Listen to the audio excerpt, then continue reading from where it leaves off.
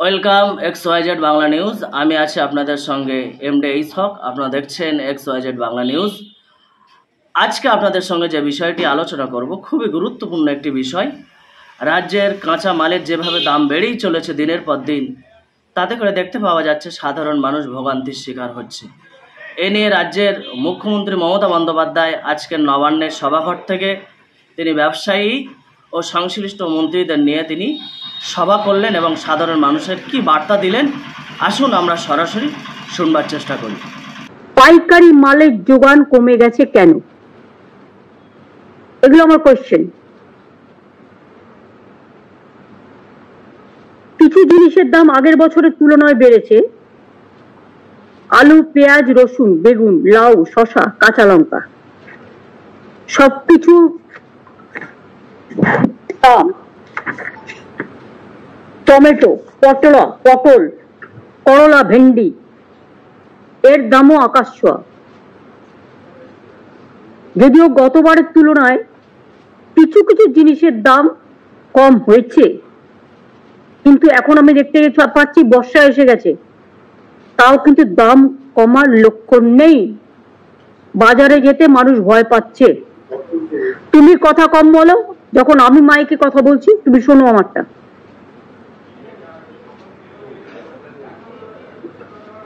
আলুর দাম গত বছর এই সময় ছিল 35 টাকা,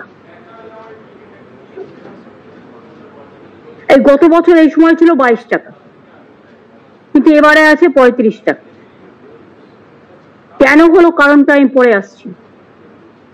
পেঁয়াজ গতবারে ছিল এই সময় 35 টাকা। আমি এটা আমাদের স্টেটের কথা বলছি, অন্য স্টেটে এক ডাবল, 3 ডবল। পেঁয়াজ আগের বারে ছিল 35 টাকা, এবারে হয়েছে 50 টাকা। রসুন আগের বারে ছিল 200 টাকা, এবার হয়েছে 280 টাকা। বেগুন গুণ কি তার আমি জানি না, আগের বারে ছিল 120 টাকা, এবারে হয়েছে 140। লাউ আগের বারে ছিল 40, এবারে হয়েছে 50। এমনকি শসা 60 টাকা ছিল আগের বছর, এবছর হয়েছে 75 টাকা। কাঁচা লঙ্কা আগে ছিল, গতবারের দাম ছিল 60 টাকা, এবারে হয়েছে 45 টাকা, একটু কমে আছে। ঝিঙে গতবারে ছিল 60, এবারে হয়েছে 65। টমেটো গতবারে ছিল 120, দিল্লিতেও টমেটো 100 টাকা, এখানে 80 এবারে। পটল গতবারে ছিল 55, এবার হয়েছে 35।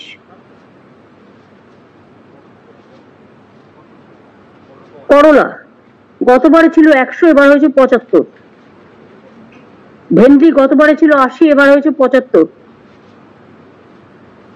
অর্থাৎ দাম কমেছে গতবারের থেকে কিছু কিছু, যেটা কাঁচা লঙ্কা, ঝিঙে, তাও ঝিঙে হিসেবে দামটা খুব বড্ড বেশি। টমেটো 80 টাকা কিলো হওয়া উচিত নয়। পটল 35 টাকা, বাপরে বাপ। করলা ভাজলেই এইটুকু হয়ে যায়, 75 টাকা। ভেন্ডি, ঢেঁড়স, নামটাই ঢেঁড়স, তারও এত দাম, তার লোকে খাবে কি? আলু, অন্য রাজ্যে আলুর দাম চলছে 45 টাকা, পেঁয়াজ চলছে 70 টাকা।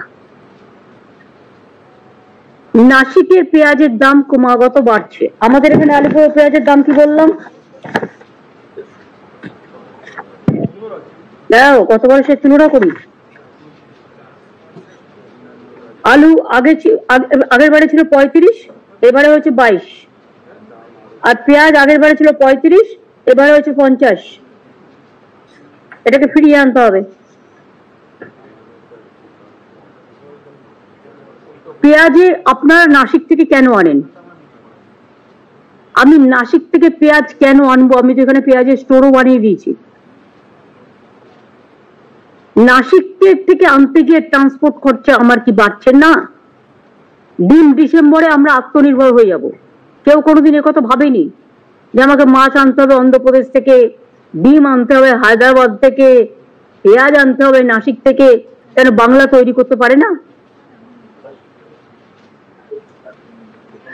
আমি আপনাকে বলছি সেটার উত্তর আগে।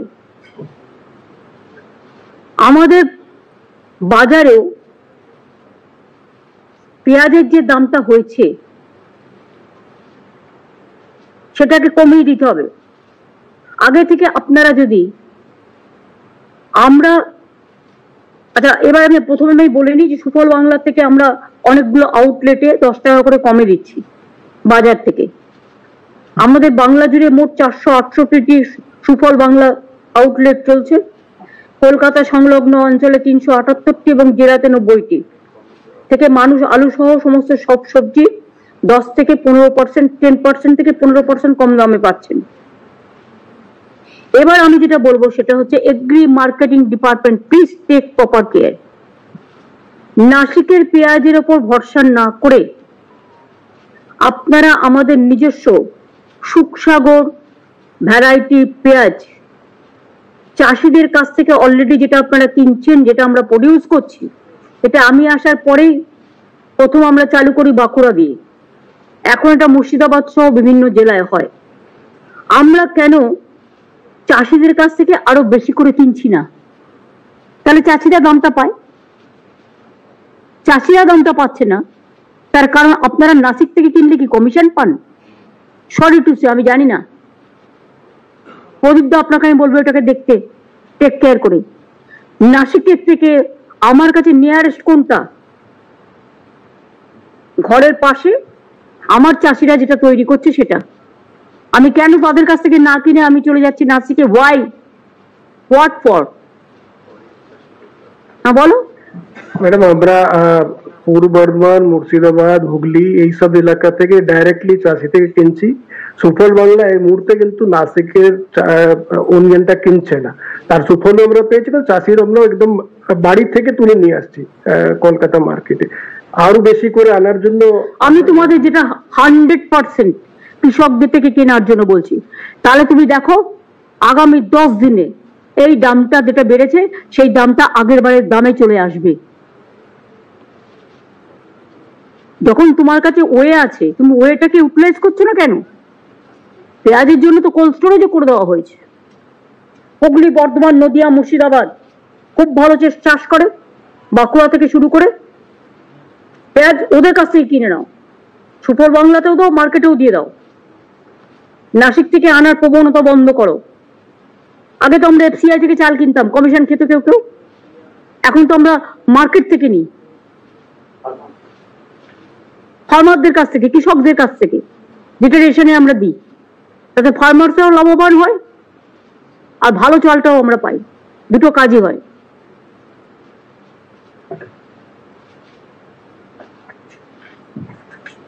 আমি অনেক স্টাডি করে এটা করেছি।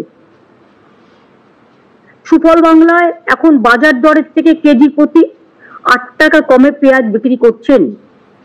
সুখসাগর বেশি করে বিক্রি করলে দাম হয়তো আরো কমানো যাবে। আমি যেটা বললাম, দ্যাট ইজ মাই প্রপোজাল। পেঁয়াজ স্টোর করার জন্য আমরা চাষিদের প্রায় 4000 পেঁয়াজ গোলা তৈরি করে দিয়েছি। সেখান থেকে আমরা নিচ্ছি না কেন? ওখান থেকে নিচ্ছে এখন যেটা কিনছে। আরো আছে 4000, সংখ্যাটা কম নয়। পেঁয়াজ তো সেদ্ধ করে লোকে ভাত খায় না, ভাতের সাথে একটা পেঁয়াজ নেয় বা তরি তরকারিতে দেয়, এটা তোমাদের মাথায় রাখতে হবে। 4000 পেঁয়াজের গোলা আছে, যতটুকু ওদের লোকাল প্রয়োজন রেখে বাদ বাকিটা নিয়ে নাও, কিনে নাও।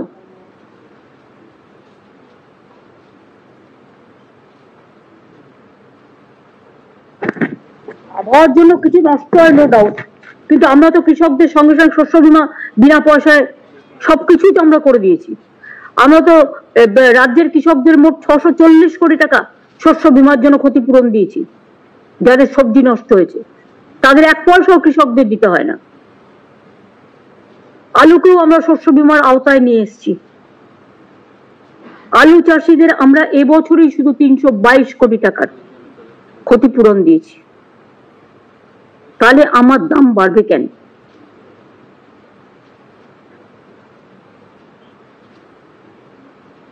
2019 সালে আমরা এই শস্য বিমা টিমাগুলো চালু করেছি বিনা পয়সায়, রাজ্য থেকে, সেন্ট্রাল থেকে 1 পয়সাও আমরা নিই না।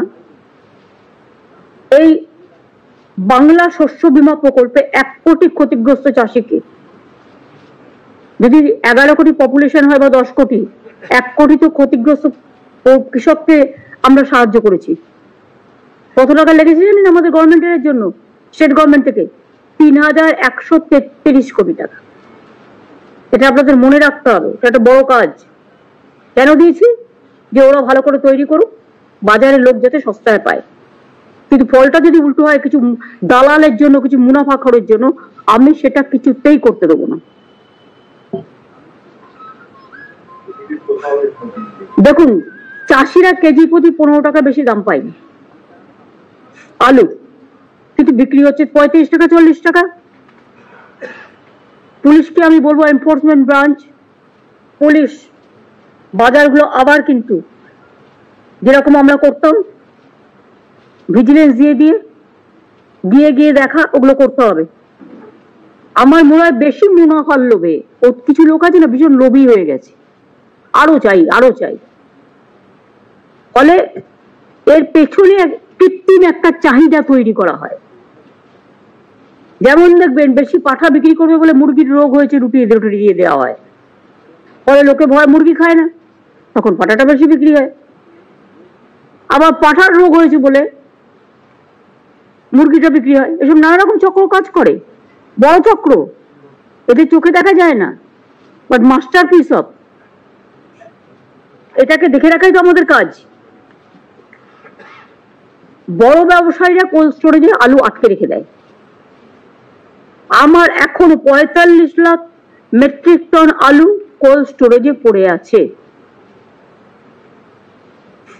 নতুন আলু আবার কবে উঠবে? নভেম্বর ডিসেম্বরে, জানুয়ারিতে, এখন পেঁচিয়ে গেছে।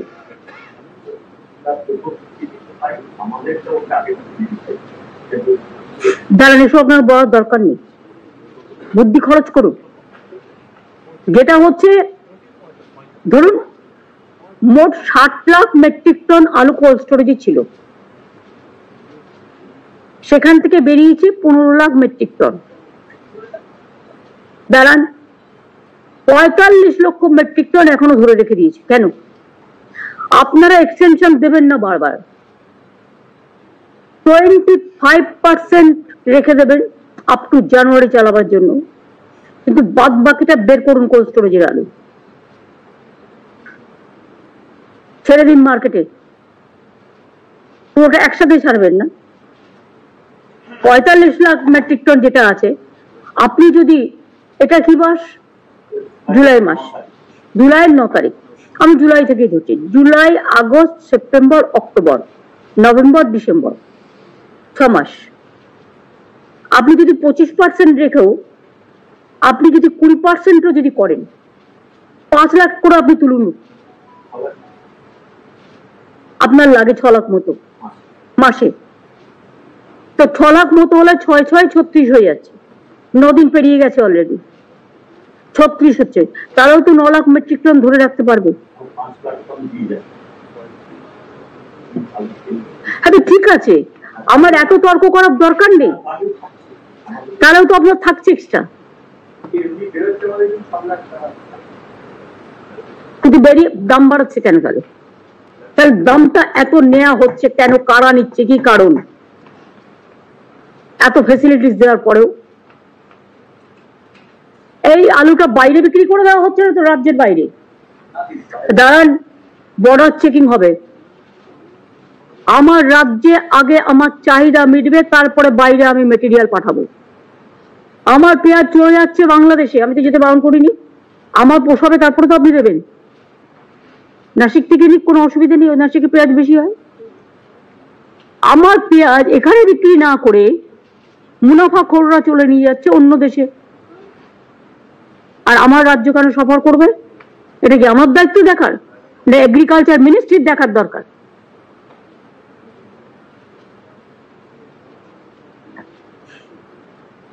তাহলে বাজারে আলুর স্টেডি সাপ্লাই রাখতে হবে যাতে মানুষ বাঁচে। 6 লক্ষ মেট্রিক টন করে বের করুন, তাহলেও কিন্তু বীজের আলু থাকবে আপনার কাছে। আর বীজের আলু তো আপনারা এক্সট্রা বীজ তৈরিও করতে পারেন, আমি সে কথাই বলছি। আরো করতে হবে। আগের বারেও মনে রাখবেন, নতুন আলু আসার পরেও পুরনো আলু কোল্ড স্টোরেজে পড়েছিল, সেইগুলো তো নষ্ট হয়ে যায়, কালচে হয়ে যায়, একটা গন্ধ হয়ে যায়, একটা দাগ হয়ে যায়, তাতে তো যে রাখছে আলুটা তারও ক্ষতি হচ্ছে। নতুন আলু আপনার যেই উঠবে, আপনি 5% রেখে বাদ বাকিটা বাজারে ছেড়ে দিন।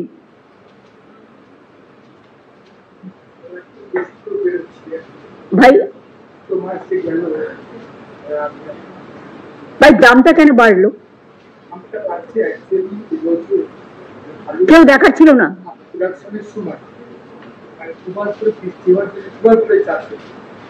আলুর সাইজ ছিল ম্যাক্সিমাম বর্ধমান বা হুগলির একটা বড় জমি, আলুর সাইজ ছোট হয়ে গেছে, এবং সেই সাইজ ছোট হওয়ার জন্য এবার আলুটা গ্রেডিং করে বড় আলুগুলো প্রেফার করে, যার ফলে দামটা এরকম হয়ে যাচ্ছে। না, এরকম হবে না। একটা বস্তা ঢাললে পরে শুনুন, আমি একটা কথা বলি, এসব বললে হবে না, এসব লেন এক্সকিউজ। বর্ষা হলো বলে সাইজটা ছোট হয়ে গেল, এবার কি? আমি তো কখনো শুনিনি। এটা বৈজ্ঞানিকদের দিকে রিসার্চ করার ব্যাপার।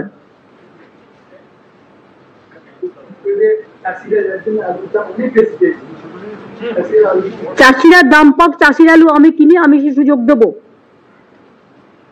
চাষিদের কোনো ক্ষতি হোক, এটা আমরা কখন, এই জন্যই তো 3,000 3,500 কোটি টাকা খরচ করেছি। আপনাকে বুঝতে হবে, মুনাফা করারও তো একটা লিমিট থাকবে। এমনকি এমন সবজি কখনো পুলিশ আটকায় না, সবজি মাছ তার গাড়ি ছেড়ে দেয়। এমনকি আগে রাস্তায় রাস্তায় যে সবজি গাড়িগুলোতে ট্যাক্স নেওয়া হতো, সেগুলো বন্ধ করে দেওয়া হয়েছে। এত কিছু স্টেপ নেওয়ার পরেও আপনারা যদি পথ না দেখায়, পথটা কে দেখাবে? হোর্ডিং করছে কারা, খোঁজ রাখুন। এটা এসটিএফ, সিআইডি, ইডি মানে এনফোর্সমেন্ট ব্রাঞ্চ, আইবি এটার উপরে নজরদারি করবে। এই সুযোগে কেউ কিন্তু টাকা নেবে না কারো কাছ থেকে, এটা আমি অ্যালার্ট করে দিলাম ডিএমএসপি দের। মনে রাখবেন, আমরা কাজটা করছি মানুষের জন্য। আমি যদি কোথাও শুনতে পাই এই জন্য কারো কাছে কোনো এক্সটর্শন করা হয়েছে, সে যেই হোক তার বিরুদ্ধে অ্যাকশন নেওয়া হবে।